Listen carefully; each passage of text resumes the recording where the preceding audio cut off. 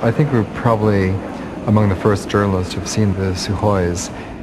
And I'd never come across fighter jets like that. They literally would fly in beneath you in the mountain valleys, and their maneuverability was extraordinary. And from what I gathered from the guerrillas, they were very anxious about the Suhois.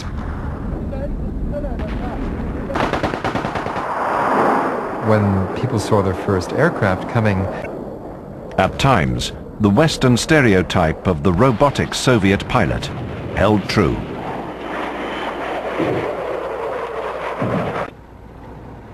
Also, the Soviets tended to fight a very 9-to-5 war with their pilots. They would come in the morning, and they would stop at midday, and they'd be back at 2 in the afternoon. There was no element of surprise.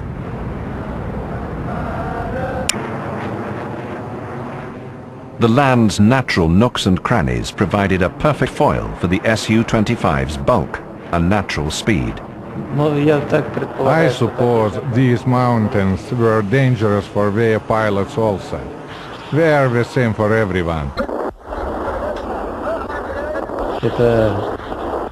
We had to attack from one direction, or let us say from one side of the mountains, and the air defense naturally could expect from which side the attack was coming from. The flying tanks carried the latest ordnance in the Soviet arsenal. Laser-guided bombs destroyed the narrow-mouthed caves of the Mujahideen.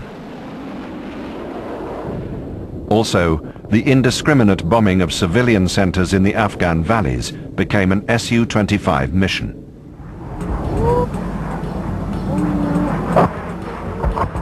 For 25 years, the Soviets helped build a modern infrastructure in one of the world's poorest countries.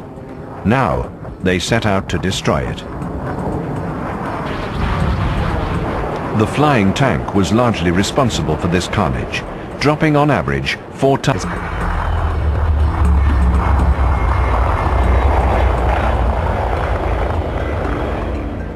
Punishing duty became the order for Soviet pilots. They were often sent on 5 missions a day. The conflict could no longer be called a 9-to-5 war. With less time to prepare, pilots depended more than ever on ground controllers, who constantly corrected frog-foot maneuvers. Sometimes we could not see a thing when we were flying, and we had to bomb according to the radio direction finder. Sometimes we could see a firefight over here, a firefight over there, so we could tell approximately where the front line was.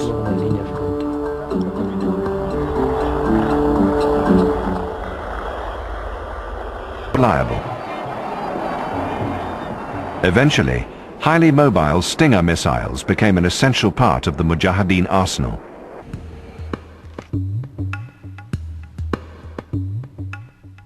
The Stinger had an immediate impact on the Soviet jets.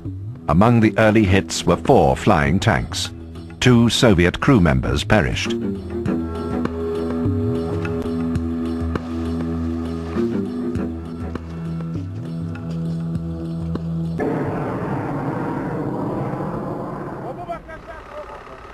The ultimate psychological warfare waged was the graphic reports of Mujahideen atrocities against captured Soviet soldiers.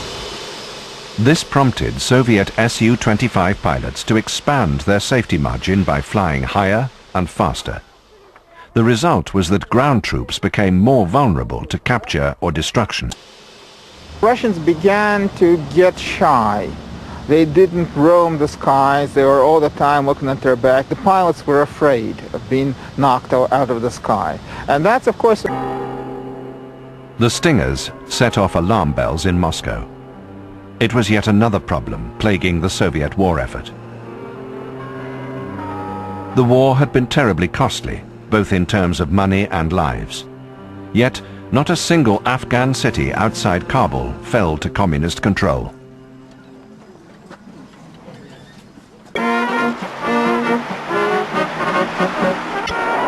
In 10 years, they had committed more than 1 million troops and pilots to a war that could not be won.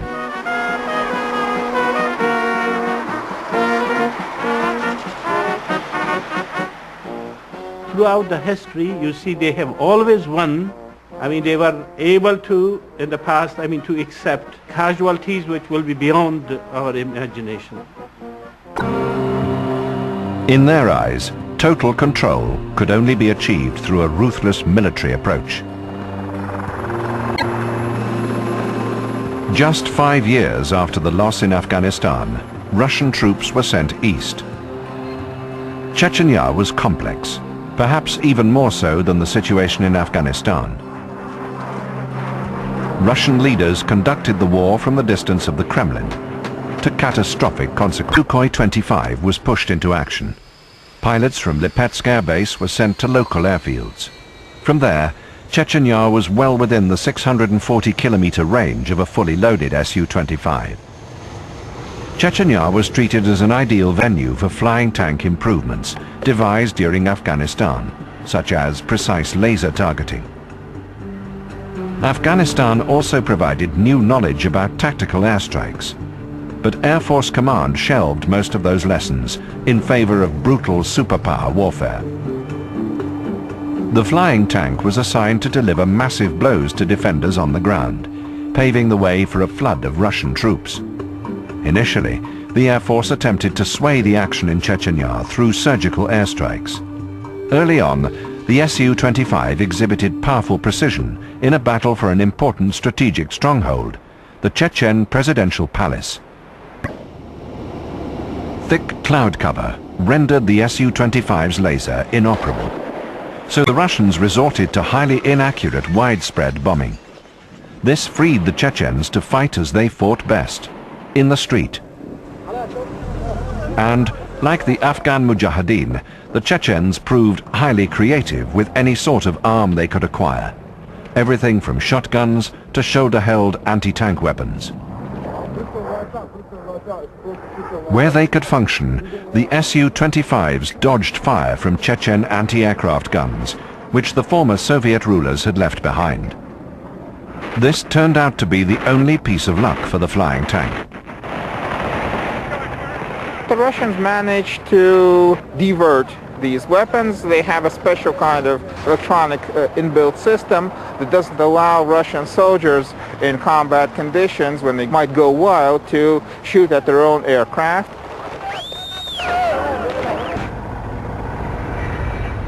The air war in Chechnya quickly exposed severe weaknesses in the Russian Air Force: aging equipment, poor training, and an inability to overcome the weather.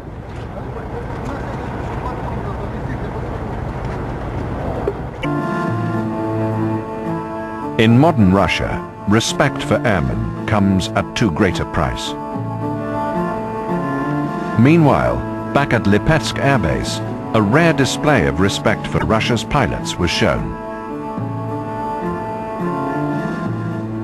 It was payday, the first payday these flying tank pilots have had in 3 months.